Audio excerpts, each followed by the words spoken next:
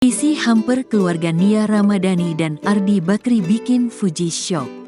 Selebgram Fuji kini dekat dengan keluarga Nia Ramadhani dan Ardi Bakri.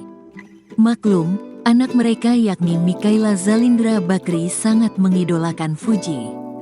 Nah, menjelang Lebaran 2024 ini, keluarga Nia Ramadhani mengirimi hampres kepada Fuji. Fuji sempat mengungkap isi hampres kiriman keluarga Nia Ramadhani melalui unggahan Instagram Story. Berdasarkan Instagram Story Fuji, Nia Ramadhani dan keluarga membungkus hamper lebaran mereka dalam kantong cantik berwarna hijau. Meski begitu, cuma ada satu hamper yang disiapkan oleh Nia Ramadhani. Awalnya Fuji mengeluarkan isi hamper sambil kebingungan mencari nama pengirimnya. Ini enggak tahu ya hamper dari siapa ya? Enggak namanya tadi. Aku enggak tahu ini hamper dari siapa, tapi terima kasih, ujar Fuji. Bukan barang mewah, isi hamper tersebut adalah rendang paru yang dikemas dalam toples.